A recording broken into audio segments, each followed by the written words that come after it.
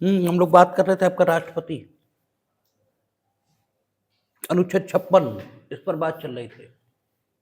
अनुच्छेद 56 राष्ट्रपति के आपका पद की अवधि इसके बारे में बात कर रहा था और कहता था कि राष्ट्रपति सामान्य तौर पर जिस डेट से अपना पद ग्रहण करेंगे उससे 5 वर्ष की अवधि तक अपना पद धारण करेंगे। आपसे अक्सर ही प्री में ये पूछा जाता है कि जो नया राष्ट्रपति चुनकर आएगा अगर बीच में पद खाली हो जाता है, अगर राष्ट्रपति के पद में बीच में रिक्ति हुई है तो जो दूसरा राष्ट्रपति चुनकर आएगा वो शेष कार्यकाल के लिए होगा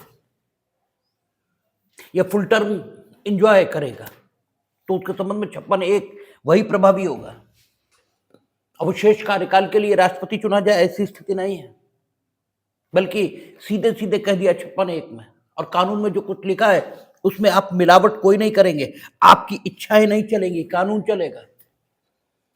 अगर 56(1) कहता कि भारत का राष्ट्रपति जिस दिन पद ग्रहण करेगा उससे 5 वर्ष की अवधि तक अपना पद धारण करेगा तो करेगा,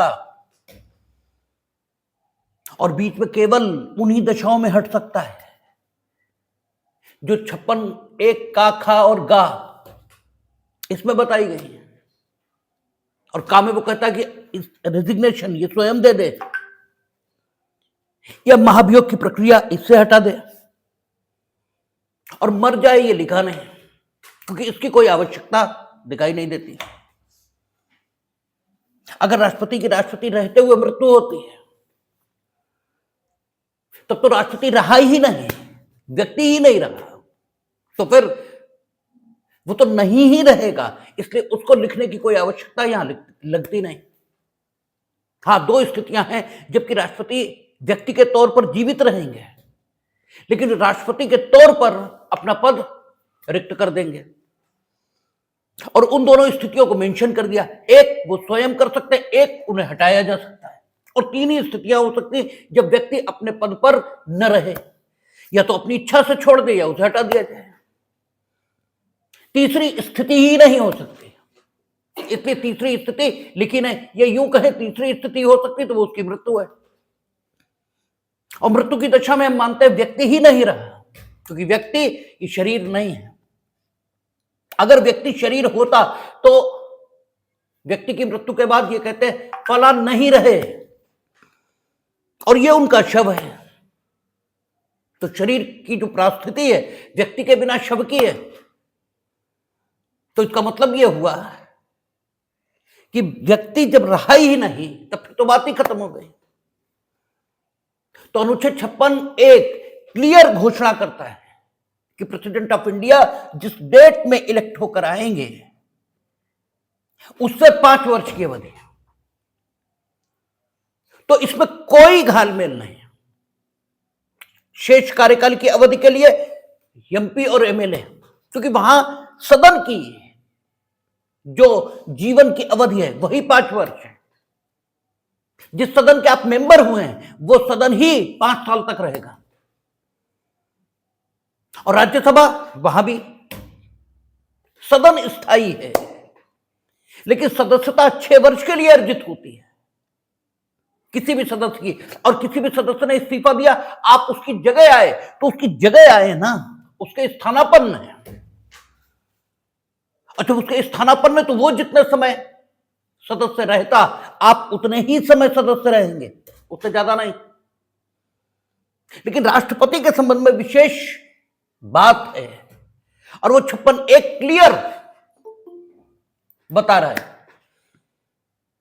और वो कहता है कि पूर्ण 5 वर्ष की अवधि है वो उसे मिलेगी। ये 56(1) का, खा इसकी पोजीशन आ जाए, महाभियोग हटा दें, रेजिग्नेशन दे दें। इस पर सारी बातें हम लोगों ने कल की थी।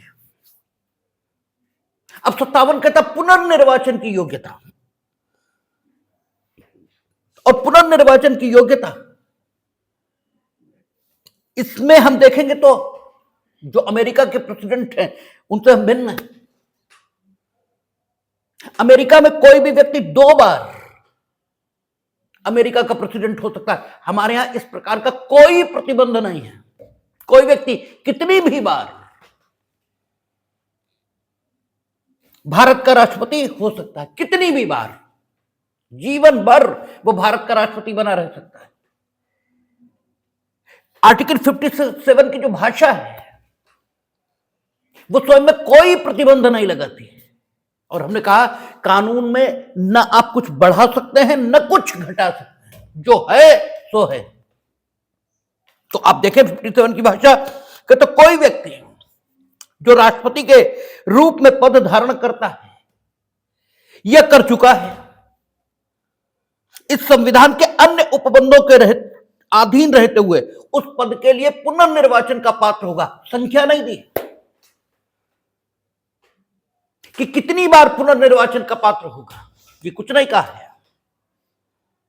तो जब संख्या नहीं दी तो आप संख्या को अपने पास से प्रतिस्थापित नहीं करेंगे। आप ऐसा नहीं मानेंगे कि सब भूल गए होंगे इसलिए संख्या यहां मेंशन नहीं की। केवल सीधी बात है, उन्होंने कहा पुनर्निर्वाचन के लिए पात्र होगा इस संविधान के अन्य उपबंधों के अधीन रहते हुए। यानी अगर ये कॉन्स्टिट्यूशन ऑफ इंडिया ही आपको डिस्क्वालीफाई नहीं करता, ये तो यही डिस्क्वालीफाई कर दे कि आप में अमुक निर्योग्यता उत्पन्न हो गई है, that is why you are ineligible to hold the post of president of India, तब तो बात ही खत्म हो गई। लेकिन अगर इस संविधान के अन्य उपबंधों के अधीन रहते हुए आप पुनर्निर्वाचन के पात्र हैं तो कोई नहीं रोक सकता आपको निर्वाचित होने से। यह भी बड़ी खास बात है, आपको निर्वाचित होने से कोई नहीं रोक सकता, आपको निर्वाचित कर नहीं दिया जाएगा। निर्वाचित होने की योग्यता होना और निर्वाचित हो जाना दो डिफरेंट बातें हैं। आप में निर्वाचित होने की योग्यता है, इसके कारण से आप निर्वाचित हो जाएंगे, ऐसा कोई एश्योरेंस नहीं है। ऐसी योग्यता तो बहुत लोगों में है, लेकिन वे सब प्रेसिडेंट ऑफ इंडिया हो थोड़ी जाएंगे। प्रेसिडेंट ऑफ इंडिया बनने की एक प्रक्रिया है,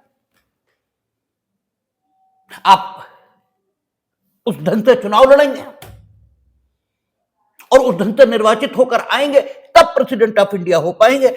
योग्यता होना ये दूसरी बात है, योग्यता तो सैकड़ों लोगों में हो सकती है, लेकिन अगर सैकड़ों लोगों में कोई योग्यता है तो सबको प्रतिष्ठा और अवसर की क्षमता है, सब उस प्रतिष्ठित पद पर आ सकते हैं और आने की प्रक्रिया सबके लिए एक है, जो चुनकर आ जाए।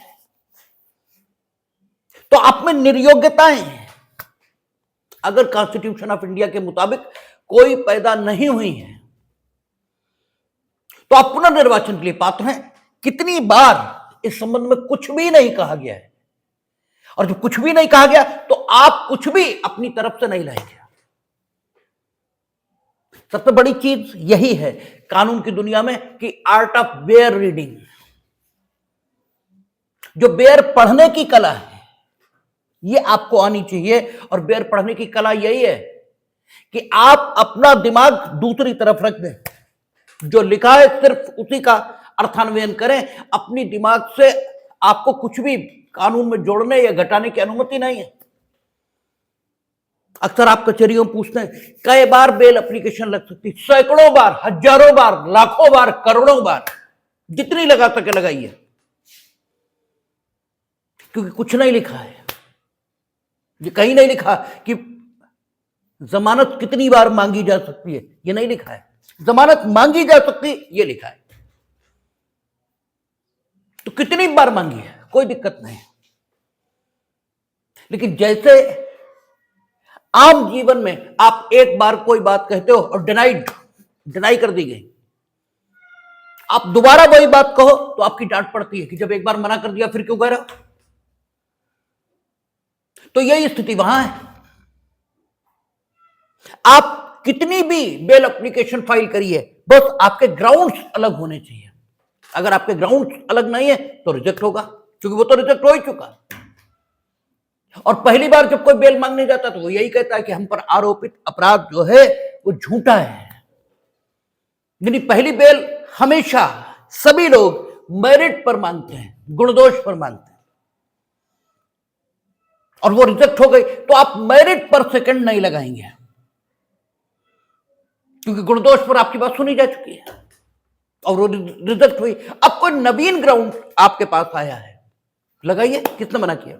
जितनी चाहे लगाइए। तो कानून में सीधी बात है, किसी भी काम को करने के लिए अगर आपको नंबर नहीं दिया हुआ कि कितनी बार आप कर सकते हैं, या दिया हुआ है, तो आपको उसका फॉलोअप करना है, क्योंकि कानून के बारे में माना यह गया है कि वह युक्ति संगत मनुष्यों द्वारा समाज के विनियमन के लिए युक्ति संगत प्रक्रिया है, जिसके माध्यम से समाज को ठीक ढंग से चलाया जा सकता है। तो उस बारे में सोचने का अधिकार फिर बार बार सोसाइटी पर्सन्स को नहीं दिया जाता। जितना कह दिया गया उसको फॉलो करिए। तो उसने कहा पुनर्निर्वाचन की योग्यता, राष्ट्रपति कितने बार निर्वाचित हो सकते हैं? अब तक जो भारत का इतिहास है उसमें केवल डॉक्टर राजेंद्र प्रसाद हैं जो 2 बार निर्वाचित हुए। राष्ट्रपति एपीजे अब्दुल कलाम हो सकते थे दोबारा, लेकिन हुए नहीं। क्योंकि इसलिए नहीं हुए थे, जो लोग उनके नाम का उपयोग करते उन्हीं ने विरोध किया था। कांग्रेस या इन्हीं के एलाइज इस बात के लिए राजी नहीं थे कि वो दोबारा राष्ट्रपति बने। और जिस समय तक दोबारा निर्वाचन की स्थिति आई थी, उस समय तक उन्हें जिसने बनाया था वो इस लायक ही नहीं बचा था कि बना पाता, अटल बिहारी वाजपेयी। तो इसलिए वो दोबारा नहीं बने। बाकी हिंदुस्तान में वो बन सकते थे और शेष के लिए ये अवसर आया ही नहीं। केवल डॉक्टर राजेंद्र प्रसाद 2 बार रहे, बाकी कोई नहीं। लेकिन रोक कोई नहीं है, हो कोई कितनी बार भी सकता है, बस कोई डिस्क्वालिफिकेशन उसमें एराइज ना हो। इस संविधान के अन्य उपबंधों के अधीन रहते हुए वह पुनर्निर्वाचन का पात्र होगा। ये 57 कह रहा है। 58 आपका बता रहा है कि राष्ट्रपति निर्वाचित होने के लिए अहर्ताएं हैं। ये आप में क्या क्या होनी चाहिए? कहता कोई व्यक्ति राष्ट्रपति निर्वाचित होने का पात्र तभी होगा जब वह भारत का नागरिक है, 35 वर्ष की आयु पूरी कर चुका है और लोकसभा का सदस्य होने के लिए अर्हित है। यानी मेंबर ऑफ पार्लियामेंट, लोकसभा जो सदन है संसद का, उसका सदस्य होने के लिए जो योग्यताएं निर्धारित की गई वो सारी उसमें होनी चाहिए। और जो निर्योग्यताएं निर्धारित हैं वे उसमें नहीं होनी चाहिए। हम लोग पीछे पढ़कर आए हैं कि लोकसभा का सदस्य होने के लिए क्या योग्यताएं होनी चाहिए और कौन सी निर्योग्यताएं उसमें नहीं होनी चाहिए, दोनों बातें पढ़कर आए। तो वो यहां रिपीट नहीं किया गया है, सिर्फ इतना ही लिख दिया गया कि वह लोकसभा का सदस्य होने के लिए अर्हित होना चाहिए। उम्र के विषय पर स्पेसिफिकली मेंशन किया है, क्योंकि लोकसभा का सदस्य होने के लिए शायद 25 ईयर एज थी, 25 वर्ष कि 25 वर्ष की आयु का व्यक्ति लोकसभा का सदस्य हो सकता है। लेकिन प्रेसिडेंट ऑफ इंडिया एक मैच्योर पर्सनालिटी है, इसलिए 25 ईयर एज ये कम मानी गई। इसलिए आयु के संबंध में तो स्पेसिफिकली मेंशन कर दिया कि वो कौन हो, 35 वर्ष की आयु पूरी कर चुका हो और भारत का नागरिक हो। तो भारत का नागरिक हो, जन्म स्थान कोई हो सकता है, उसने जन्म किसी भी देश के नागरिक के रूप में लिया हो, लेकिन जिस समय वो प्रेसिडेंट ऑफ इंडिया का चुनाव लड़ना चाहता है उस समय उसे भारत का नागरिक होना चाहिए। जन्म से नागरिक हो ये शब्द नहीं लिखे, भारत का नागरिक हो ये। और जब नागरिकता संबंधी प्रावधान हम देखेंगे तो नागरिकता का अर्जन जन्म के अतिरिक्त अन्य तरीकों से भी है। कोई आवश्यक नहीं कि व्यक्ति जन्मना ही किसी देश का नागरिक हो, अन्य तरीकों से भी नागरिकता अर्जित की जा सकती है। तो जिस समय he want to be the president of India, at that time he must be the citizen of India, बस इतनी सी बात है। और आयु उसने he must complete the age of 35 years at that date when he want to be the president of India. उस date पर उसे 35 वर्ष की आयु का होना चाहिए। इस दृष्टिकोण से देखेंगे तो लोकसभा का सदस्य होने के लिए जो आयु है उससे भिन्न हो जाता है मसला। और ये निर्वचन का साधारण सिद्धांत है कि अगर किसी विशेष सिचुएशन के लिए कोई विशेष उपबंध ये निर्मित हुआ है तो फिर उस विशेष सिचुएशन में वही विशेष उपबंध लागू होगा, सामान्य उपबंध लागू नहीं होगा। यह निर्वचन का साधारण सिद्धांत है। और क्योंकि जो कुछ नीचे कहा वो साधारण प्रकृति का है कि लोकसभा का सदस्य होने के लिए जो योग्यताएं निर्धारित हैं वो उसमें होनी चाहिए, ये साधारण बात है। इसलिए वो स्पेसिफिक प्रोविजन के संबंध में लागू नहीं होगी। जहां उसने उम्र के विषय पर लोकसभा के सदस्य की उम्र से अलग हटकर प्रावधान कर दिया, वहां पर यह बात लागू ही नहीं होगी। भारत का नागरिक हो वो वहां भी है यहां भी है, लेकिन वो इतनी इंपॉर्टेंट बात है कि उसको मेंशन न करना थोड़ा अच्छा नहीं फील होता, थोड़ा ठीक फील नहीं होता, इसलिए वो मेंशन कर दी गई।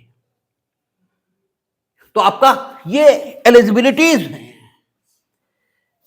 जो कि जब लोकसभा के सदस्य की योग्यताएं हम देखेंगे तो बढ़ जाएंगी, लेकिन उन्हें रिपीट करने की कोई आवश्यकता यहां समझी नहीं गई, इसलिए क्योंकि ब्रेविटी या संक्षिप्तता बात में, यह भी बात कहने का एक गुण है, ये भी वक्तव्य देने की एक कला है।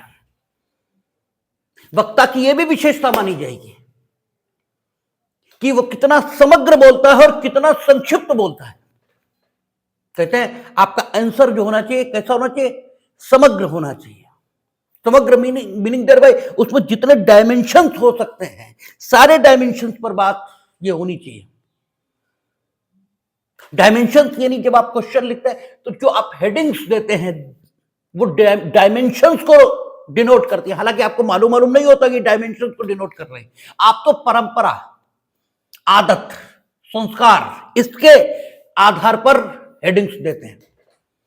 जैसे हम बार बार कहते हैं ना कि आपकी पूजा नहीं है, वो तो संस्कार वशात है, तो संस्कार ऐसे दे दिए गए कि ऐसा करना चाहिए इसलिए आप कर रहे हो, बाकी आपका पूजा से कोई मतलब नहीं है, वो तो बेकार की बात है, वो तो उससे तो आपका कोई लेना ही देना नहीं है। क्योंकि आप क्या मांगते हैं वहां खड़े होके, हमें ये दे दो, हमें वो दे दो। इसका मतलब यह हुए कि आपकी नजर में भगवान की कोई कीमत नहीं है। अगर भगवान की कीमत होती तो भगवान मांग रहे होते। आप पैसे मांग रहे हैं, पद मांग रहे हैं, प्रतिष्ठा मांग रहे हैं, इसका मतलब भगवान कम कीमती है आपकी नजर में। पैसा, पद और प्रतिष्ठा ये ज्यादा कीमती है, क्योंकि ज्यादा कीमती वही तो मांगोगे। भगवान कितनी बार मांगा, तो कभी नहीं मांगा,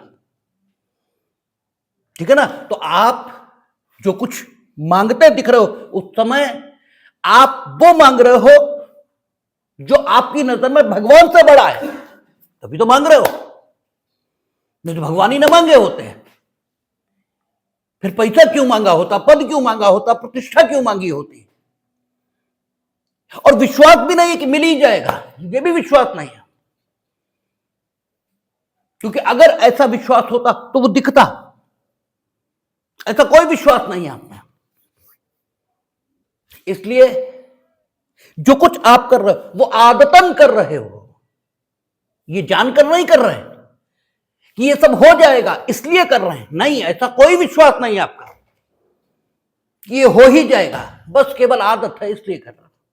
तो ऐसे ही आप जब क्वेश्चन में हेडिंग्स डालते हो तो हेडिंग्स से जो डिनोट किया जाता है वो क्वेश्चन के डायमेंशंस हैं, उत्तर के डायमेंशंस हैं, उसमें उतने डायमेंशन हैं। इसलिए ये तो होली पे आप निबंध लिख रहे हो तो हेडिंग डालते हो ये एक सामाजिक त्योहार है, ठीक है। इससे आपका जैसे जो गेहूं की फसल आई है, ठीक है, उस फसल का उपयोग शुरू करने के लिए जो एक धार्मिक भाव है कि पहले अग्नि को समर्पित करके गेहूं, फिर हम आगे उसका उपयोग करेंगे, ये देवताओं को आमंत्रण भी है। इस प्रकार से आप हेडिंग डालते हो तो वो होली के त्योहार मनाने के पीछे जो डायमेंशंस हैं उन्हें आप हेडिंग्स के माध्यम से डिनोट करते हो। लेकिन ये बात मालूम नहीं है आपको, मालूम हो तो बताओ, ठीक है। मालूम कुछ नहीं है, वो तो आदतन आपको बता दिया गया है कि ऐसे ऐसे करो, इसलिए कर रहा। आपको बता दिया गया है कि कोई मिले तो पैर छू लेने चाहिए, इसलिए आप छू रहे हो। बाकी कोई सम्मान थोड़ी है जिसके आप पैर छू रहे उसका आपकी नजर में सम्मान मन तो कोई मतलब नहीं, और वो फालतू ऐठा जा रहा है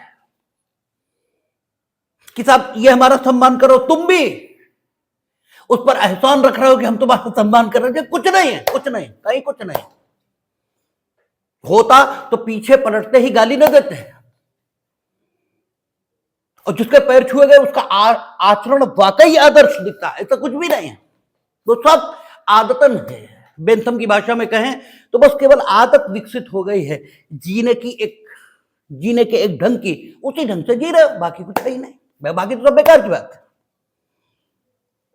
तो आपका समग्र ब्रेविटी होनी चाहिए, समग्रता तो होनी चाहिए, साथ ही संक्षिप्तता ये भी होनी चाहिए, ब्रेविटी होनी चाहिए। जितने कम से कम शब्दों में आप अपनी बात कह पाओ उतने कम से कम शब्दों में आप अपनी संपूर्ण बात को, संपूर्णता के साथ कंप्रोमाइज नहीं है, समग्रता के साथ कंप्रोमाइज नहीं है, समग्रता और संपूर्णता के साथ कंप्रोमाइज किए बिना संक्षिप्तता के साथ आपको अपनी बात कहनी चाहिए।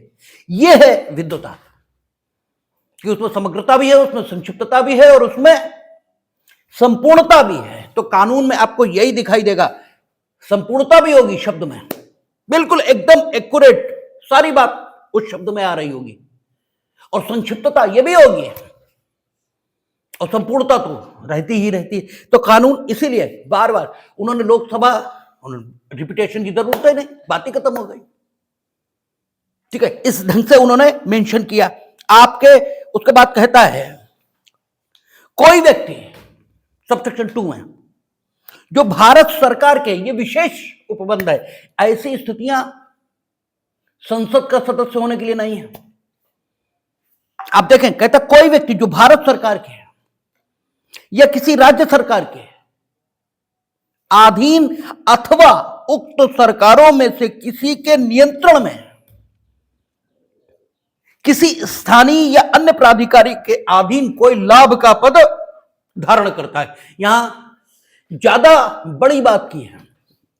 जब हम लोग संसद की सदस्यता के संबंध में देखते हैं तो वो कहता कि लाभ का पद, he must not hold a office of profit under the state government और सेंट्रल गवर्नमेंट, बस बात खत्म।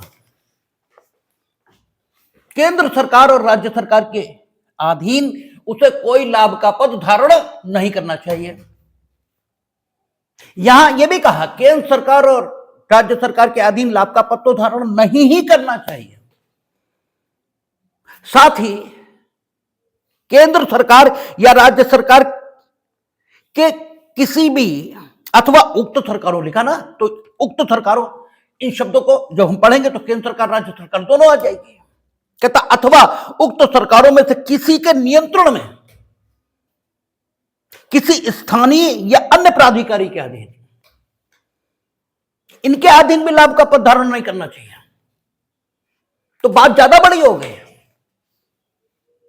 वहां ऑफिस ऑफ प्रॉफिट आप होल्ड नहीं करेंगे, केवल डायरेक्टली जो केंद्र सरकार और राज्य सरकार के अधीन ऑफिस ऑफ प्रॉफिट है वो आप होल्ड नहीं करोगे। यहां यह भी स्थिति आ गई कि केंद्र सरकार और राज्य सरकार के नियंत्रण के अधीन जो स्थानीय प्राधिकारी और अन्य प्राधिकारी भी हैं, उनमें भी आप ऑफिस ऑफ प्रॉफिट होल्ड नहीं करोगे। तो बात बढ़ गई, बात लंबी हो गई, और इस पर मुकदमा आया था जब ऑफिस ऑफ प्रॉफिट पर हम बात कर रहे थे पार्लियामेंट के की सदस्यता के संदर्भों में। तो बात आई थी, नगर पालिका का मेंबर था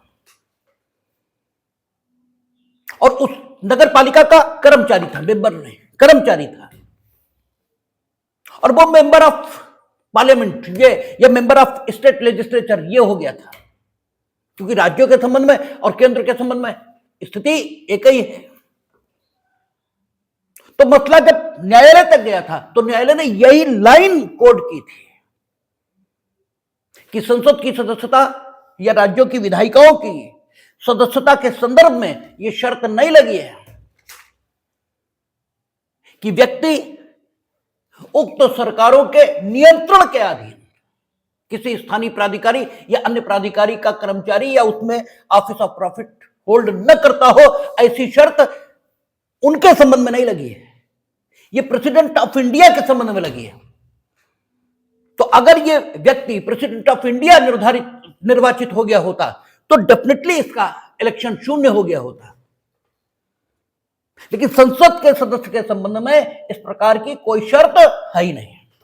और ऑफिस ऑफ प्रॉफिट ये क्या है आपको भली प्रकार बताया जा चुका है कि ऑफिस ऑफ प्रॉफिट उसे कहेंगे,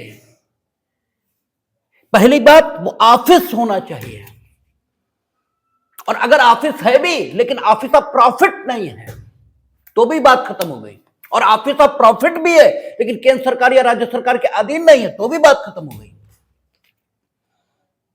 क्योंकि उसने कहा ऑफिस ऑफ प्रॉफिट को होल्ड नहीं करना चाहिए।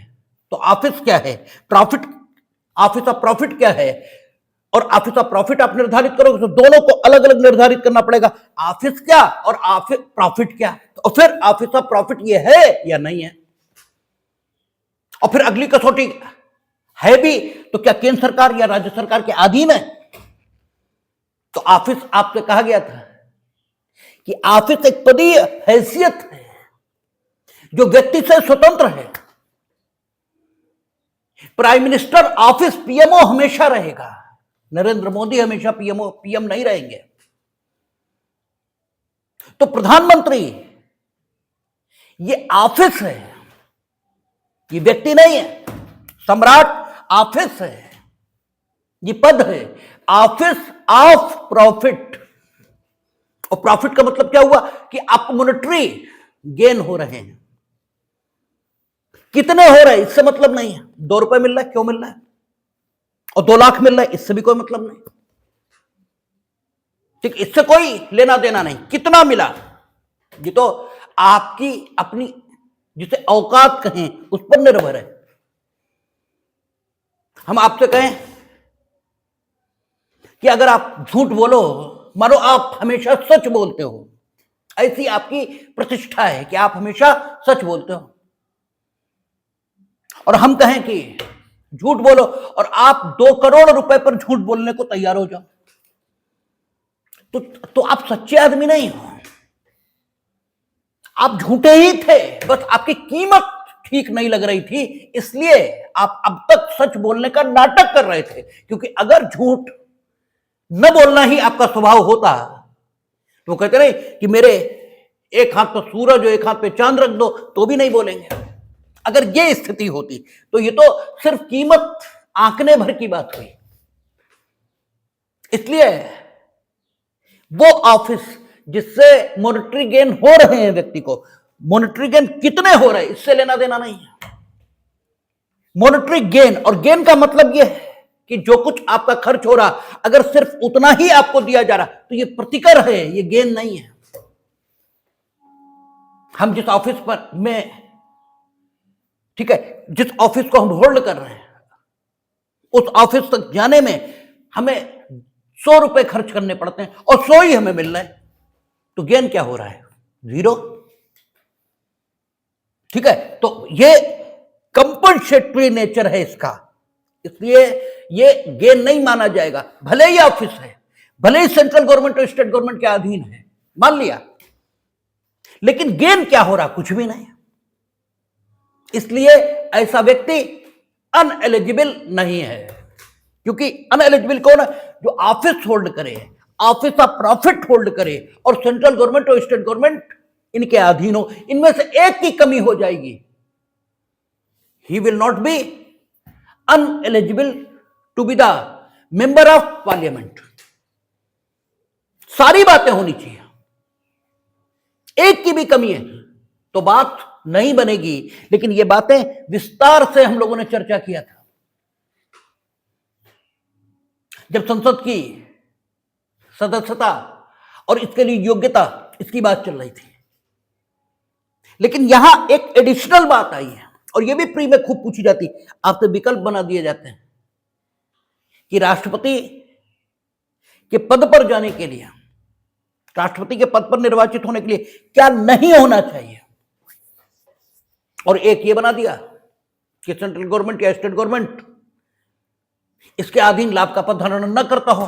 एक ये बना दिया, सेंट्रल गवर्नमेंट और स्टेट गवर्नमेंट इसके अधीन लाभ का पद धारण न करता और उनके नियंत्रण के अधीन किसी स्थानीय प्राधिकारी और अन्य प्राधिकारी इनके अधीन भी लाभ का पद धारण न करता हो। अब आप बैठे हैं आराम से, क्योंकि याद ही नहीं आ रहा, क्योंकि वो तो रटा था, उसको समझा तो था नहीं। अगर समझा होता तो फट से रिकॉल करेगा। दिमाग की सब यही डिफरेंस है। अगर इतनी बात समझ में आ जाए कि यही अंतर है संसद की सदस्यता और राष्ट्रपति निर्वाचित होने की योग्यता में, तो बात खत्म हो गई। फिर कभी याद नहीं करना है एलिजिबिलिटीज को, जीवन में याद ही नहीं करना, वो हमेशा याद रहेंगे। और इतनी सी बात अगर नहीं समझी तो जिंदगी भर याद ही करोगे और हर बार एग्जाम से पहले दोहराओगे बैठ के। जैसे हमें ईश्वर ने ऐसा आशीर्वाद दिया, हमें दोहराने वराने की जरूरत नहीं पड़ती। कारण यह कि बस एक बार समझ लिया, बात खत्म हो गई। जब आप एक बार समझ लेंगे बात को, बात ही खत्म हो जाएगी। बात समझ आने की है, और समझ तब आएगी जब चीज क्यों है ये समझ में आए, कारण समझ में आए, क्यों है ऐसा, तब बात समझ में आती है। और ये सिद्धांत केवल लौकिक जगत में, जिसे कार्य कारण सिद्धांत का जगत कहते हैं, इसी में काम करता है। पारलौकिक जगत में कोई कारण नहीं होता। ठीक है, किसी को ईश्वर मिला, क्यों मिला पता नहीं, बस मिल गया। ईश्वर की कृपा थी, उसे मिल गया, बस। क्यों मिला पता नहीं। ठीक है, लेकिन ये जो जगत है जहां हम रहते हैं, यहां कार्य कारण सिद्धांत। तो कार्य कारण सिद्धांत का मतलब क्या होता है? ये एक टर्मिनोलॉजी है जिसे केल्सन ने भी उपयोग किया है जूरिस्प्रूडेंस में। कार्य कारण सिद्धांत का अर्थ क्या है कि आप कारण उपस्थित कर दो, काम अपने आप होगा। आप सिर्फ कारण उपस्थित करो, काम नहीं करना है आपको। आप सिर्फ कारण उपस्थित करो, काम अपने आप हो जाएगा। जैसे गुरुत्वाकर्षण आप उपस्थित कर दो, चीज ऊपर से नीचे ही जाएगी। आपने कारण उपस्थित कर दिया, काम को खुद होना है। काम होने से इनकार नहीं कर सकता, काम की कोई इच्छा नहीं है। पत्थर की कोई इच्छा नहीं कि हम ऊपर जाएंगे या नीचे जाएंगे, सिर्फ कारण उपस्थित हुआ, पत्थर को नीचे जाना ही होगा। यह कार्य कारण सिद्धांत कहलाता है। तो हम लोग इस संसार में निवास करते हैं, ये कार्य कारण सिद्धांत पर चलने वाला जगत है। और जो पारलौकिक जगत है वो कार्य कारण सिद्धांत पर काम नहीं करता। उन्होंने कहा उन्हें जिंदगी भर तपस्या की, उन्हें कुछ नहीं मिला। ठीक है ना, लोग आपको मालाएं तोड़ते मिल जाएंगे। हम नहीं मानते भगवान को, इतने दिन से कर रहा, हमारा कुछ हुआ ही नहीं। तो कर क्यों रहे थे? भगवान कहने आए थे कि तुम हमारी पूजा करो। क्यों कर रहे थे? मत करते। ठीक है, तो वहां कार्य कारण सिद्धांत पर कुछ नहीं है। आप बहुत कुछ करेंगे, कुछ भी नहीं मिलेगा। कोई कुछ नहीं करेगा, उसे सब कुछ मिलेगा, क्योंकि वहां भगवान की कृपा मानी जाती है। वो कृपा है, वो जिस पर होगी होगी, नहीं होगी नहीं होगी। वहां कार्य कारण सिद्धांत नहीं। आप करके कुछ पालोगे, आपका दावा कोई नहीं है भगवान पर। आपका भगवान पर कोई दावा नहीं, ये तो दावे हुए कि हम ये कर रहे हैं इसलिए हमें ये मिलना चाहिए। बोले हम 5 वक्त के नमाजी हैं, हमें तो जन्नत नशी होना ही चाहिए, तो तुम्हारे नौकर लगे हैं ना कि तुम 5 वक्त के नमाजी हो तो सब जो तुम्हें जन्नत नशी। ये तो दावा है। आपका सरेंडर कहां है? आपका समर्पण कहां है? ये तो कुछ नहीं है, बेकार की बात। तो इसलिए आपको देखना पड़ेगा, ठीक है, कि एक बार चीजों को समझ लीजिए। और हम जिस संसार में रहते हैं यही समझा जा सकता है, पारलौकिक जगत में कुछ नहीं समझा जा सकता, क्योंकि कार्य कारण जगत है। यह कार्य कारण सिद्धांत काम करता है। आप कारण उपस्थित कर रहे, काम खुद व खुद होगा। बाकी जो पारलौकिक जगत, वहां ऐसा नहीं होता। तो ऑफिस ऑफ प्रॉफिट आप एक बार समझ लेंगे, और संसद की सदस्यता के संबंध में ऑफिस ऑफ प्रॉफिट का क्या रोल है और प्रेसिडेंट ऑफ इंडिया के संबंध में ऑफिस ऑफ प्रॉफिट का क्या रोल है, एक बार बस समझ लेंगे, बात खत्म हो गई। फिर कभी नहीं दोहराना है, बात खत्म है। और बस अंतर सिर्फ इतना है कि वहां ऑफिस ऑफ प्रॉफिट आप होल्ड नहीं करेंगे सेंट्रल और स्टेट गवर्नमेंट के अधीन। यहां उक्त सरकारों के नियंत्रण के अधीन जो स्थानीय प्राधिकारी और अन्य प्राधिकारी भी हैं, उनके अधीन भी आप ऑफिस ऑफ प्रॉफिट होल्ड नहीं करोगे। This is the basic difference in between, ठीक है, दो एलिजिबिलिटीज। ये बेसिक अंतर है। तो आप देखते हैं कि अगर स्थानीय प्राधिकारियों के जो सामान्य उदाहरण हैं, लोकप्रिय उदाहरण, इसके अलावा भी स्थानीय प्राधिकारी किसी एक्ट के माध्यम से गवर्नमेंट स्थापित कर सकती है। जैसे जो नॉर्मल उदाहरण है, नगर पालिका, नगर निगम, क्षेत्र पंचायत, जिला पंचायत, ये नॉर्मल उदाहरण है। लेकिन अगर किसी विशेष स्थान के, जैसे कल हनुमत धाम के प्रबंध के लिए स्टेट लेजिस्लेचर कोई विशेष अधिनियम लाकर कोई स्थानीय प्राधिकारी ये स्थापित कर दे, तो वो भी स्थानीय प्राधिकारी हो गया। ठीक है, अन्य प्राधिकारी जो स्टेट लेजिस्लेचर अपने एक्टों के माध्यम से स्थापित कर देते हैं, जैसे कल मानिए एसएस कॉलेज यूनिवर्सिटी बन जाए, ठीक है, तो यूनिवर्सिटी अन्य प्राधिकारी की श्रेणी में आ जाएगी, क्योंकि वो स्टेट लेजिस्लेचर के माध्यम से स्थापित होगी। और शेष अन्य प्राधिकारी कब माना जाता है, ये आधिकारिक तौर पर हम लोग कब बात करेंगे, जब अनुच्छेद 12 पढ़ेंगे फंडामेंटल राइट के संबंध में। तब अनुच्छेद 12 में आपका RD Shetty versus International Airport Authority, this will be the authority in which we will discuss in detail that what specialities should be in authority to be a other authority। ठीक है, other authority की definition में आप आ जाओ, अन्य प्राधिकारी की definition में आ जाओ, इसके लिए क्या क्या एलिजिबिलिटीज आप में होनी चाहिए, ये विस्तार से हम लोग बात करेंगे जब अनुच्छेद 12 पढ़ेंगे। और RD Shetty versus International Airport authority इस मुकदमे पर बात होगी। और इसके बाद इसमें जो सिद्धांत निर्धारित होंगे, इनके आधार पर हम देखेंगे सुखदेव वर्सेस भगत राम में कि साहब सोसाइटीज ये हैं अन्य प्राधिकारी या नहीं।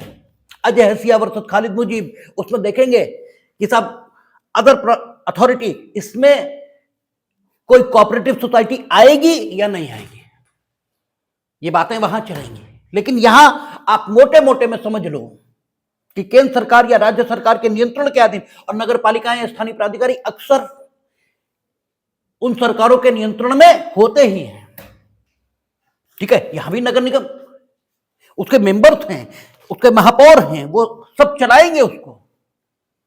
लेकिन अल्टीमेट जो कंट्रोल है वो किसका है, स्टेट गवर्नमेंट का। तो अगर नगर पालिका का कोई कर्मचारी मेंबर ऑफ पार्लियामेंट का चुनाव लड़े तो लड़ ले, हो जाएगा, उसमें अन्य कोई एलिजिबिलिटी नहीं, ठीक है, कि कमी निकल आए वो बात अलग है। लेकिन इस आधार पर उसे अनएलिजिबल माने, ये नहीं होगा कि वो नगर पालिका का कर्मचारी है, क्योंकि वहां ये शर्त नहीं लगी है कि आप ऐसी स्थानीय प्राधिकारी के भी ऑफिस ऑफ प्रॉफिट के होल्डर नहीं होने चाहिए जो स्टेट गवर्नमेंट के नियंत्रण के अधीन है। वहां ऐसी शर्त नहीं है, यहां है। अगर आप राष्ट्रपति का चुनाव लड़ोगे तो नहीं, तो ये लिखा है कि उक्त सरकारों के नियंत्रण के अधीन वो कोई ऑफिस ऑफ प्रॉफिट होल्ड न करता हो। कहा, स्थानीय प्राधिकारी या अन्य प्राधिकारियों के अधीन भी। तो ये आपका एलिजिबिलिटी है। इसके बाद कहता है इस अनुच्छेद के अब स्पष्टीकरण है, और हमने आपसे बार बार हर बार कहा कि एक्सप्लेनेशन काहे का है, एक्सप्लेनेशन सेक्शन का है। तो एक्सप्लेनेशन, अगर आप एक्सप्लेनेशन को ठीक समझ रहे हो, इसे समझने की जो कसौटी है वो यही है कि आप एक्सप्लेनेशन को आइसोलेट कर दो तो भी एक्सप्लेनेशन में जो लिखा है क्या आपको सेक्शन में लिखा दिखाई देता है। यदि हां तो आपने एक्सप्लेनेशन को ठीक समझा है, और अगर नहीं तो आपने एक्सप्लेनेशन को गलत समझा है। क्योंकि एक्सप्लेनेशन काहे का है, सेक्शन का है, तो वो ऐसा होना चाहिए जिसकी भूमिका ऐसी हो कि अगर वो न भी हो तो भी मुख्य बात से काम चल जाए। स्पष्टीकरण, उसका तो मात्र काम इतना ही है कि स्पष्ट करे बात को, इससे ज्यादा तो कुछ नहीं है। तो अस्पष्ट बात अनकंप्लीट भी होती है, ये तो बात ही नहीं है। बात अस्पष्ट हो ठीक है ये एक स्थिति है, और बात अनकंप्लीट है ये दूसरी स्थिति है। हर अस्पष्ट बात अनकंप्लीट हो ये थोड़ी है भाई। बहुत सी कविताएं, सूर्यकांत त्रिपाठी निरालक कविता है राम की शक्ति पूजा, वो इतनी कठिन है कि समझ में ही आना मुश्किल है, लेकिन वो इनकम्प्लीट थोड़ा ही है। ठीक है, कविता के पॉइंट ऑफ व्यू से जितनी मात्राएं, जितनी, ठीक है, या उसके ग्रामर के जो नियम है उनके हिसाब से तो कविता एकदम कंप्लीट है, लेकिन अस्पष्ट है, कठिन है, समझ में नहीं आती। तो अस्पष्टता अलग बात है और अपूर्णता ये अलग बात है। तो स्पष्टीकरण, इसे ठीक पढ़ने की कसौटी यही होती कि जो लिखा है वो आपको बिना स्पष्टीकरण के भी मुख्य सेक्शन में दिखाई दे। तो स्पष्टीकरण में कह रहा है, इस अनुच्छेद के प्रयोजनों के लिए कोई व्यक्ति केवल इस कारण कोई लाभ का पद धारण करने वाला नहीं समझा जाएगा कि वह संघ का राष्ट्रपति या उपराष्ट्रपति या किसी राज्य का राज्यपाल है अथवा संघ का या किसी राज्य का मंत्री है। तो मंत्री तो स्वयं सरकार है, सरकार के अधीन थोड़ी है वो, सरकार के अधीन लाभ का पद धारण न करता हो। राज्यपाल वो तो कॉन्स्टिट्यूशनल अथॉरिटी है ही, उसे सरकार ने थोड़ी नियुक्त किया, उसे कॉन्स्टिट्यूशन ऑफ इंडिया ने नियुक्त किया है। और संघ के मंत्री या राज्य के मंत्री के संबंध में भी यही बात ठीक है, वो कॉन्स्टिट्यूशनल पोस्ट को होल्ड कर रहा है। कॉन्स्टिट्यूशन कहता है संघ का मंत्री होगा, राज्य का मंत्री होगा, उसे सरकार ने मंत्री नहीं बनाया, सरकार ने मंत्री नहीं बनाया मीनिंग देर भाई, सरकार ने उसे चुना भर है। बाकी मंत्री होने की योग्यता या मंत्री का पद ये स्वयं कॉन्स्टिट्यूशन बताता है। सरकार की कृपा से वो मंत्री नहीं है, कॉन्स्टिट्यूशन ऑफ इंडिया मंत्री के पद को सृजित करता है, इसलिए वो मंत्री है। सरकार ने उसे मंत्री के पद पर नियुक्त किया है, लेकिन मंत्री का पद स्वयं संविधान ने दिया है। राज्यपाल, राष्ट्रपति, उपराष्ट्रपति ये सारे पद कॉन्स्टिट्यूशनल पोस्ट है, इसलिए इन पर रहने वाले लोग केवल इस कारण से उन्होंने केवल शब्द लगाया, और केवल शब्द ये बहुत महत्व का है कानून की दुनिया में। इसकी उपेक्षा करते ही मामला ही घिन जाता है। जिसे अनुच्छेद 15 हम लोग पढ़ेंगे, वहां क्या लिखा है कि केवल धर्म, केवल जाति, केवल लिंग, केवल जन्मस्थान। हालांकि धर्म, जाति, लिंग, जन्मस्थान सबके पहले केवल शब्द नहीं लगाए, लेकिन शुरुआत में लगाया है, और जिस ढंग से लगाया है उस ढंग से भाषा के नियमों के मुताबिक उस केवल शब्द को इस हर शब्द के पहले पढ़ेंगे। और चूंकि इस केवल शब्द को ही आप नहीं पढ़ते, इसलिए हमेशा मिसकॉन्सेप्शन में जीते हैं। फिर आप कहते हैं कि वो महिलाओं के लिए रिजर्वेशन क्यों, और फिर अपने आप मूर्खता का तर्क देते हैं कि वो 15(3) और 15(4) और फलाना और ढिमाका, कुछ नहीं है। 15(3), 15(4) तो इनेबलिंग प्रोविजन है, वो तो सामर्थ्यकारी उपबंध है, फंडामेंटल राइट नहीं है। अब ये बात सामान्य तौर पर हमने इस पे बोल जरूर दिए, कुछ मूर्ख इस वीडियो को देखेंगे और फिर इस पर कमेंट करेंगे, लेकिन सही स्थिति यही है। आप हमेशा के लिए समझ लें, वो सामर्थ्यकारी उपबंध है, और रिजर्वेशन संबंधी कोई उपबंध फंडामेंटल राइट नहीं है, कोई नहीं है। चाहे 15(3) हो, चाहे 15(4) हो, चाहे 16(4) हो, इनमें से एक भी फंडामेंटल राइट नहीं है। ये सारे इनेबलिंग प्रोविजन है। ठीक है, इनेबलिंग प्रोविजन क्या होता है और फंडामेंटल राइट क्या होता है, ये बात करेंगे हम लोग जो पहुंचेंगे अनुच्छेद 15-16 या फंडामेंटल राइट पर बात करेंगे, तब बात करेंगे इन विषयों पर, ठीक है, विस्तार से। लेकिन यहां इतना समझ लीजिए कि फंडामेंटल राइट 15 है, 15(1), 15(2) ये है, 15(3), 15(4) ये इनेबलिंग प्रोविजन है। अब तो 15(5) भी आ गया है, वो इनेबलिंग प्रोविजन है। मूल फंडामेंटल राइट 15(1), 15(2) है, और वो कहता केवल, तो स्त्रियों के पक्ष में जो रिजर्वेशन होता है या विकलांगों के पक्ष में जो रिजर्वेशन होता है, वो केवल धर्म के आधार पर, केवल लिंग के आधार पर किया गया रिजर्वेशन नहीं है। केवल लिंग के आधार पर कोई महिला है सिर्फ इसलिए रिजर्वेशन देंगे, नहीं, ये बात नहीं है।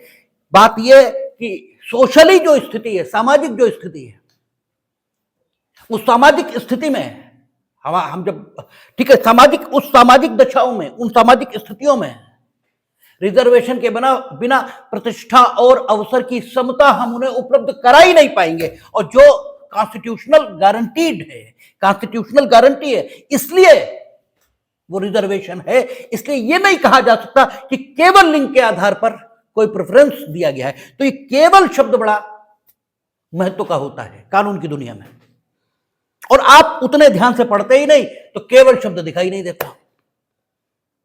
तो कहता केवल इस कारण से अनएलिजिबल नहीं समझा जाएगा। इसका मतलब यह हुआ कि अगर कोई राज्यपाल, राष्ट्रपति, उपराष्ट्रपति या संघ का मंत्री या राज्य का मंत्री है और उसमें कोई और डिसेबिलिटी आ गई है तो फिर वो एलिजिबल होगा। इस स्पष्टीकरण के आधार पर ऐसा नहीं समझा जाएगा, क्योंकि स्पष्टीकरण कहता है केवल इस कारण से, ठीक है ना, कि वो संघ का मंत्री है या राज्य का मंत्री है, वो अनएलिजिबल हो जाए, ये स्थिति नहीं।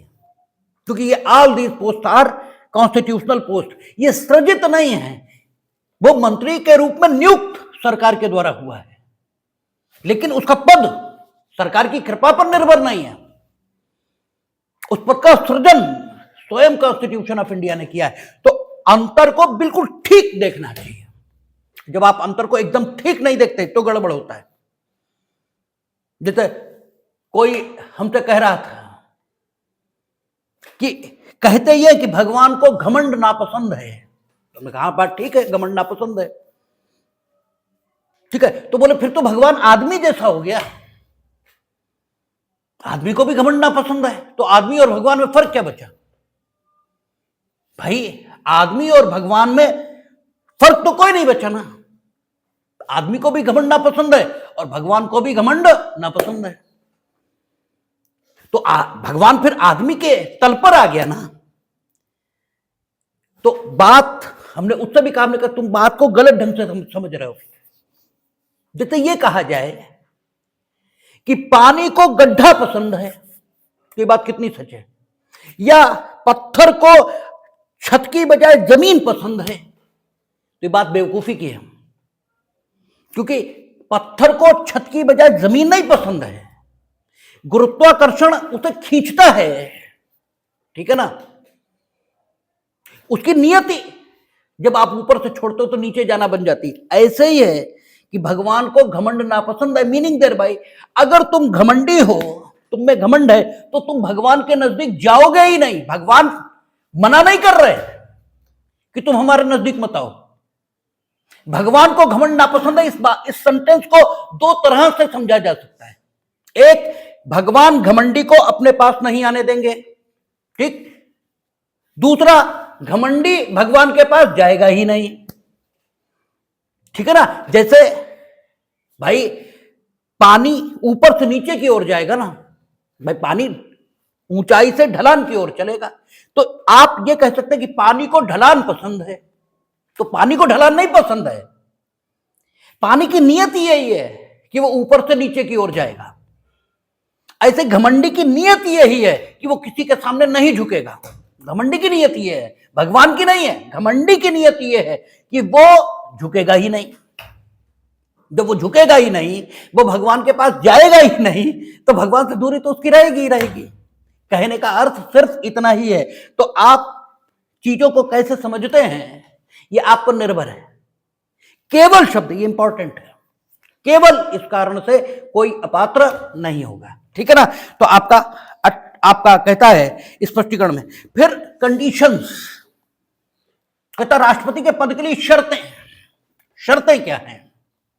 यानी शर्तें राष्ट्रपति के पद के लिए नहीं है, बल्कि बात यह है जैसे ही आप राष्ट्रपति होंगे, ठीक है, वैसे ही ये चीजें लागू हो जाएंगी। क्योंकि राष्ट्रपति के पद के लिए शर्तें, if you want to be continue in the office of the President of India, then you must fulfill, you must satisfied, ठीक है, you must satisfy these conditions which are set by framers under article, ठीक है, आपका 59। ये conditions हैं जो कि आपके द्वारा संतुष्ट की ही जाएंगी, तभी आप राष्ट्रपति के पद पर लगातार बने रह पाओगे। क्या कहता है? कहता है राष्ट्रपति संसद के किसी सदन का या किसी राज्य के विधानमंडल के किसी सदन का सदस्य नहीं होगा। ठीक है ना, नहीं होगा। इसका मतलब क्या हुआ? जब वो राष्ट्रपति हो जाएगा तभी तो जब तक राष्ट्रपति हुआ नहीं तब तक तो वो उम्मीदवार है ना राष्ट्रपति के पद का, और राष्ट्रपति के पद का उम्मीदवार संसद का सदस्य नहीं होगा। ये नहीं लिखा है, ये नहीं लिखा है। राष्ट्रपति के पद के लिए शर्तें, मीनिंग देयर बाय अगर राष्ट्रपति का पद आप होल्ड करना चाहते हो तो ये शर्तें आपको पूरी करनी होंगी। राष्ट्रपति का उम्मीदवार होने के लिए शर्तें नहीं है। These are the differences which must be understood by you।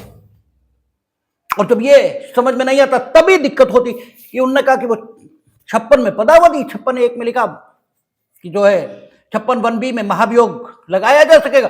प्रक्रिया वो 61 में दिया, वो 56(1)(b) और 61 का अंतर क्या है समझ ही नहीं आ रहा। 57 में पुनर्निर्वाचन के लिए योग्यता है, 58 में उसने ये कहा कि एलिजिबिलिटीज क्या होनी चाहिए, और जो 59 में शर्तें, जो शर्तें क्या है। अब 58 जो बता रहा है वो राष्ट्रपति का जो पद है उसकी उम्मीदवारी आप करना चाहते हो तो जो एलिजिबिलिटीज आप में होनी चाहिए वो बता रहा है उम्मीदवार होने के लिए। और 59 जो बता रहा है वो राष्ट्रपति के पद पर रहने के लिए शर्तें ये हैं। और राष्ट्रपति बनोगे कब? जब आप निर्वाचित होकर आ जाओगे, तब ये लिखा है कि संसद के किसी सदन का सदस्य नहीं होगा, राज्य के किसी विधानमंडल का सदस्य नहीं होगा। तो जब ये निर्वाचित होने के बाद की बात है, क्योंकि उसने शब्द प्रयोग किया राष्ट्रपति के पद के लिए शर्तें, इससे पहले तो राष्ट्रपति का उम्मीदवार हो, राष्ट्रपति का हुए कब? ठीक है, तो कहता राष्ट्रपति संसद के किसी सदन का या किसी राज्य के विधानमंडल के किसी सदन का सदस्य नहीं होगा, राष्ट्रपति नहीं होगा, राष्ट्रपति का उम्मीदवार नहीं होगा, ये थोड़े लिखा है।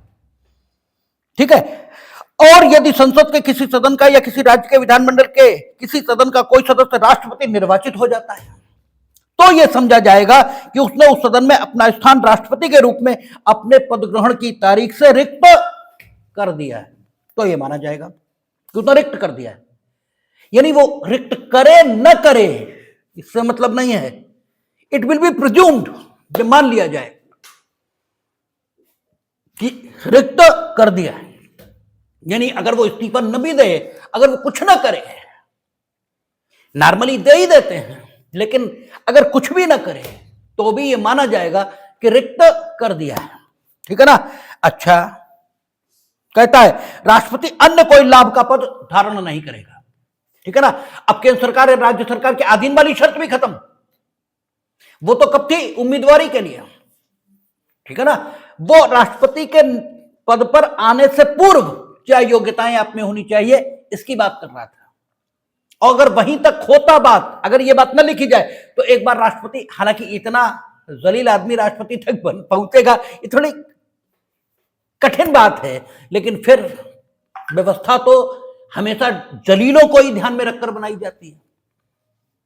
ठीक है, नीचों को ही ध्यान में रखकर बनाई जाती है, इसीलिए लिखा है। अगर सिर्फ बात वहीं तक छोड़ दें तो होगा कि ये भी हो सकता है कि जब तक उम्मीदवार थे तब तक तो लाभ का पद धारण नहीं किया, और जब चुनकर आ गए, बोले उम्मीदवारी के लिए था ये कि लाभ का पद धारण नहीं करेंगे, अब तो हम चुनकर आ गए, अब क्या, अब थोड़ी लिखा है कि हम लाभ का पद धारण नहीं करेंगे। हालांकि निर्वाचन, अगर ये दशा आए तो निर्वाचन से आएगा यही, लेकिन निर्वाचन से आने के लिए जरूरी है कि सुप्रीम कोर्ट ही ऑथोराइज है। और काबुल में क्या गधे नहीं होते? ठीक है, गधे भी होते हैं। काबुल के घोड़े बहुत प्रसिद्ध हैं, इसलिए कहा जाता है कि काबुल में क्या गधे नहीं होते, यानी गधे भी होते हैं, घोड़े ही नहीं होते। तो हो सकता है कोई बेवकूफ भी वहां पहुंच जाए, और वहां पहुंच जाए, बेवकूफ न भी पहुंचे, कोई चमचा वहां बैठ जाए, ठीक है, जो कि सत्ताधीशों की चमचागिरी करे, इस नाते फिर अर्थान्वयन वो ठीक ही ना करे तो फिर क्या होगा। इसलिए एक क्लियर बात लिख दी गई है कि राष्ट्रपति अन्य कोई लाभ का पद धारण नहीं करेगा। राष्ट्रपति मीनिंग देयर बाय अब वो उम्मीदवार नहीं है, अब राष्ट्रपति हो गया है, तो राष्ट्रपति के पद के लिए शर्त है, ये लिखा है। ठीक है ना। फिर कहता है राष्ट्रपति बिना, अब उसे क्या क्या मिलेगा इस पर बात कर रहा है।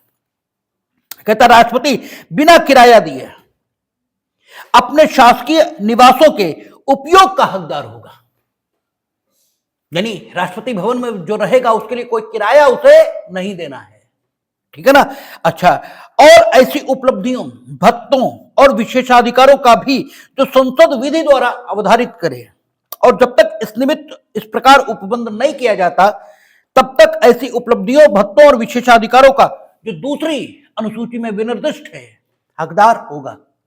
26 जनवरी 1950 को संसद ने कानून बनाकर राष्ट्रपति के भत्ते, विशेषाधिकार, उपलब्धियां, इनके संबंध में कोई उपबंध किया ही नहीं था, और भारत का राष्ट्रपति 26 जनवरी 1950 को हो गया था कि भारत का एक राष्ट्रपति होगा, ये तो हो गया। तो फिर उसे कितना वेतन मिलेगा? तो उन्होंने कहा कि जब तक संसद विधि बनाकर उपबंध नहीं करती तब तक दूसरी अनुसूची में जो कुछ विनिर्दिष्ट है वो सब कुछ मिलेगा। अब तो उपबंध विधि बनाकर कर ही दिया, वो बात अलग हो गई, लेकिन जब तक नहीं था तब तक वो ठीक है। राष्ट्रपति की उपलब्धियां और भत्ते उसकी पदावधि के दौरान कम नहीं किए जाएंगे, कम नहीं किए जाएंगे। सिर्फ इतना प्रतिबंध लगा है, बढ़ाए नहीं जाएंगे, ये नहीं लिखा है, और जितना लिखा है उतना ही पढ़ेंगे आप, कम नहीं किए जाएंगे, बस तो कम नहीं किए जाएंगे। और राष्ट्रपति की पदावधि के दौरान तो कोई ना कोई राष्ट्रपति तो होगा ही होगा, इसलिए कम नहीं किए जा सकते। बस इस लाइन का ऐसा ही अर्थ लेंगे, बढ़ाए जा सकेंगे यही अर्थ आएगा, ठीक है ना। और राष्ट्रपति बनेगा कब? निर्वाचित हो जाना, ये राष्ट्रपति हो जाना नहीं है। और यही आपका कॉम्पिटिटिव एग्जाम के संबंध में भी सत्य है। कंपटीशन में सेलेक्ट हो जाना ये आपको हक नहीं देता उस पद पर नियुक्ति का जिसके लिए आप सेलेक्ट हुए। सिलेक्शन से सिर्फ इतना साबित हुआ है कि you may hold the post, आप पोस्ट को होल्ड कर सकते हैं, बस इतना साबित हुआ है। अभी और चीजें साबित होनी है, अभी पुलिस वेरिफिकेशन होगा, अभी मेडिकल फिटनेस देखी जाएगी आपकी, अभी 3 महीने प्रोबेशन पर रखकर, ठीक है ना, परिवीक्षा प्रोबेशन पर रखकर आपके काम करने के ढंग को देखा जाएगा कि आप कितना ठीक काम करते हैं। और अगर 3 महीने में ठीक नहीं पाए गए तो कहते हैं अभी प्रोबेशन चल रहा है, उठा के बाहर, कुछ नहीं हो गया, आप बाहर हो जाइए, ठीक है। तो और ये कहा है फंडामेंटल राइट जो हम लोग पढ़ेंगे अनुच्छेद 16, नियोजन के मामलों में समता, नियोजन के मामलों में समता, ये शब्द है। और नियोजन के मामले कौन से हैं? नियुक्ति, नौकरी, छुट्टी, ये सब नियोजन के मामले हैं, ठीक है। तो ये बड़ा शब्द हो जाएगा, और इस पर जब बात करेंगे तो देखेंगे वहां हाई कोर्ट, सुप्रीम कोर्ट कहेंगे कि आप किसी पद के लिए चयनित हो गए, सिर्फ इसी कारण आपको उस पद पर काम करने का हक है, ऐसी बात नहीं है। इससे सिर्फ इतना तय हुआ है कि you may hold the post, बस इससे ज्यादा कुछ भी नहीं। आप योग्य हैं पोस्ट होल्ड करने के, लेकिन रावण भी योग्य था, योग्यता में कोई कमी नहीं है, लेकिन उस योग्यता का राजा के रूप में उसने कैसा दुरुपयोग किया, ठीक है ना, ये दुनिया देख रही है। और उस दुरुपयोग के कारण ही हम अपने सामान्य सिद्धांतों से हटे। हमारे देश का जो चरित्र है वो क्या है कि जो मर गया मट्टी डालो, कैसा भी था अब स्वर्गवासी है, ठीक है, छोड़ दो उस बात को। लेकिन रावण या कंस, इनके बारे में ये बात सच नहीं है। उनके दुर्गुणों को हम आज भी न सिर्फ याद करते हैं बल्कि उनके लिए उनका पुतला जलाकर उनकी लानत मलानत ये भी करते हैं। इसका मतलब हमारी परंपरा के दोनों सिद्धांत हमारी परंपरा के ही हिस्से हैं। कौन सा? ये भी कि भूलो और माफ करो, ये भी हमारी परंपरा है। और न भूलेंगे न माफ करेंगे, ये भी हमारी परंपरा है। और कौन सी भूल भूलने और माफ करने योग्य है और कौन सी भूल न भूलने और न माफ करने योग्य है, इसके लिए भगवान ने आपको बुद्धि और विवेक दिया है। इसी के लिए दिया है कि आप ये तय करें कि कौन सी भूल ऐसी है जिसके संबंध में हम सिद्धांत ये लगाएं कि भूलो और माफ करो, और कौन सी गलती ऐसी है जिसके बारे में हम ये कहेंगे न भूलेंगे न माफ करेंगे। इसलिए यूनिवर्सल कुछ नहीं है, ठीक है ना। आप सोचो, कृष्ण भगवान है, उन्होंने खड़े होकर महाभारत करवा दिया। अर्जुन तैयार नहीं है तो उसे तैयार कर दिया, ठीक है ना। वो तैयार नहीं है लड़ने को तो उसे वो तैयार किया खड़े होके। तो कोई भगवान ऐसे करते हैं, ठीक है। यही ठीक है, क्योंकि जब मानव मूल्यों की स्थापना के लिए कोई और रास्ता बचा ही नहीं तो फिर करें क्या, फिर क्या करें, ठीक है। और यही वो कहते हैं कि योद्धा युद्ध अपनी गरिमा की स्थापना के लिए नहीं करते, वे शांति और प्रगति के मानवीय जो मूल्य हैं उनकी स्थापना के लिए लड़ते हैं, ठीक है। लड़ाई वो ठीक मानी जाती है जो अपनी प्रतिष्ठा की स्थापना के लिए नहीं है, मानव मूल्यों की स्थापना के लिए लड़ी जाती है। यूएनओ की सेना भी तो जाती है, और यूएनओ तो शांति के लिए स्थापित संगठन है। भाई संयुक्त राष्ट्र संघ की स्थापना काहे के लिए? शांति के लिए। तो संयुक्त राष्ट्र संघ को सेना की क्या जरूरत, और क्यों जाए यूएनओ की सेना? अभी भी लेबनान में तैनात है, इस समय भी गाजा में है। तो सवाल यह है कि जब युद्ध ही शांति का अंतिम विकल्प बचे तो फिर करें क्या? तो लड़ना ही होगा, ठीक है ना। तो बुद्धि और विवेक ईश्वर ने आपको इसीलिए दिया कि दोनों स्थितियों में फर्क करें, ठीक है, कि कौन सी स्थिति क्या है। तो आप किसी कंपटीशन में सेलेक्ट हो गए, इसके कारण से आप वो नहीं हो गए, आप प्रोविजन पर हैं, किसी भी समय बाहर हो जाएंगे। सुप्रीम कोर्ट ने यही कहा, केवल इतना साबित हुआ है कि आप में योग्यता है उस पोस्ट को होल्ड करने की, सिलेक्शन से आगे आपको उस पोस्ट पर अस्थायी तौर पर काम करने का हम मौका देंगे, और फिर देखेंगे क्या करते हो। आपको डीएम के तौर पर हमने अस्थायी तौर पर काम करने का मौका दिया, आपने ले लेकर रिश्वतें, ठीक है, और लोगों के ऊपर कर करके अत्याचार, हंगामा ही बर्पा कर दिया, तो फिर भगाएंगे आपको, ठीक है ना। तो पहले अस्थायी नियुक्ति, ऐसे राष्ट्रपति के पद पर कोई निर्वाचित होकर आ गया, इससे काम नहीं चलेगा। अब उसे शपथ लेनी होगी, किसकी? संविधान की रक्षा की। क्यों? संविधान का अतिक्रमण करते ही वो अपने पोस्ट से हटेगा। इसलिए आपसे यह भी प्री में पूछा जाता है कि राष्ट्रपति काहे की शपथ लेते हैं, तो वे संविधान की रक्षा की शपथ लेते हैं, ठीक है ना। राष्ट्रपति ही है जो संविधान की रक्षा की शपथ लेते हैं। कभी प्रधानमंत्री वगैरह शपथ ले रहे हो, राष्ट्रपति ले रहे हो, दोनों के अंतर को समझिए, सुनिए, लिखे दोनों शपथों के प्रारूप कॉन्स्टिट्यूशन ऑफ इंडिया में ही लिखे। तो राष्ट्रपति परिरक्षण, ठीक है, आपका कहता है प्रत्येक राष्ट्रपति और प्रत्येक व्यक्ति जो राष्ट्रपति के रूप में कार्य कर रहा है, यानी जो राष्ट्रपति है वो तो निर्वाचित होकर आया, और व्यक्ति निर्वाचित उपराष्ट्रपति के रूप में होकर आया था, लेकिन राष्ट्रपति ने रेजिग्नेशन दे दिया, तो उपराष्ट्रपति व्यक्ति है जो राष्ट्रपति के रूप में काम कर रहा है, ठीक है ना। दोनों एक साथ मर गए तो सुप्रीम कोर्ट के chief justice president of India के रूप में काम करेंगे, तो वो व्यक्ति हैं जो काम कर रहे हैं। तो राष्ट्रपति ये हो या राष्ट्रपति के रूप में जो व्यक्ति काम कर रहा हो, दोनों को ये शपथ लेनी होगी, जो धारा 60 में, वो धारा अनुच्छेद 60 में बताई गई है। कहता है प्रत्येक राष्ट्रपति और प्रत्येक व्यक्ति जो राष्ट्रपति के रूप में कार्य कर रहा है या उसके कृत्यों का निर्वहन कर रहा है, अपना पद ग्रहण करने से पहले, यानी जब तक ये नहीं करेगा तब तक वो पद पर नहीं है, क्योंकि अपना पद ग्रहण करने से पहले उसे वह आवश्यकता संतुष्ट करनी होगी जो अनुच्छेद 60 फिक्स कर रहा है। कहता है प्रत्येक व्यक्ति, ठीक है, पद ग्रहण करने से पहले भारत के मुख्य न्यायमूर्ति या उसकी अनुपस्थिति में उच्चतम न्यायालय के उपलब्ध ज्येष्ठतम न्यायाधीश के समक्ष निम्नलिखित प्रारूप में शपथ ग्रहण करेगा और उस पर अपने हस्ताक्षर करेगा, ठीक है ना। शपथ ग्रहण भी करेगा और ग्रहण करने के सबूत के तौर पर अपने हस्ताक्षर भी करेगा, दोनों काम होंगे। और कौन कराएगा?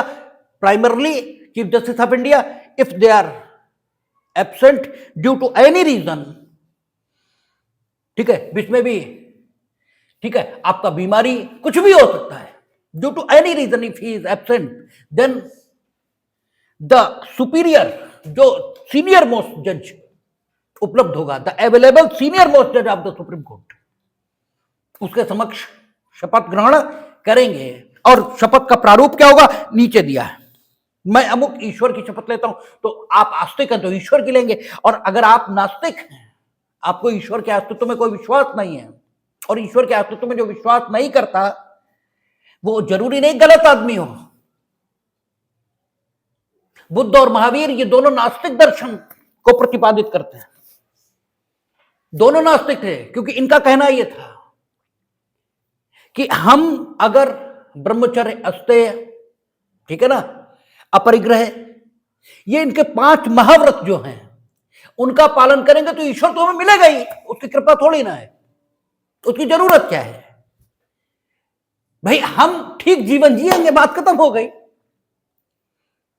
तो अगर हम ठीक जीवन जी रहे हैं तो ईश्वर हम पर कृपा नहीं करेगा तो वो ईश्वर ही का है, बात का है फिर। तो ठीक जीवन जीना, बस इतना ही हमारे लिए काम है, बाकी भगवान है या नहीं है इससे मतलब ही क्या है, ठीक है ना। तो नास्तिक हमेशा खराब हो ऐसी बात नहीं है, नास्तिक अच्छे लोग भी हो सकते हैं, ठीक है। तो वही वो कहता है सत्यनिष्ठा, अगर नास्तिक है तो सत्यनिष्ठा, अगर नास्तिक है किंतु ठीक आदमी है, बुद्ध या महावीर है, तो सत्यनिष्ठा, सत्य में तो उसकी आस्था होगी, तो सत्यनिष्ठा से प्रतिज्ञान करता हूं कि मैं श्रद्धापूर्वक भारत के राष्ट्रपति के पद का कार्यपालन अथवा राष्ट्रपति के कृत्यों का निर्वहन करूंगा। श्रद्धापूर्वक, श्रद्धा खराब चीज नहीं है, श्रद्धापूर्वक, श्रद्धापूर्वक मतलब यह हुआ कि अपने काम के प्रति एक पवित्र भाव है आपके मन में, बोझ समझ के नहीं, ठीक है ना। और अक्सर काम जो खराब होते हैं वो इसीलिए क्योंकि आप बोझ समझकर काम कर रहे हैं, आपका कोई मन नहीं है उसे करने का, बस कुछ डर है, कुछ भय है, कुछ निंदा, लोक निंदा, ये कोई अन्य कारण है जिसकी वजह से आप वो काम कर रहे हैं, इसलिए श्रद्धा से नहीं कर रहे हैं, इसलिए उसका वो परिणाम नहीं दिखता, परफेक्शन नहीं दिखता उसमें, इसलिए यहां शपथ दिला रहे। और शपथ दिलाकर भी आप गड़बड़ कर सकते हैं, लेकिन शपथ हमारे पास आपको प्रेरित करने का जो उच्चतम तरीका हो सकता है वो केवल शपथ दिलाना ही हो सकता है।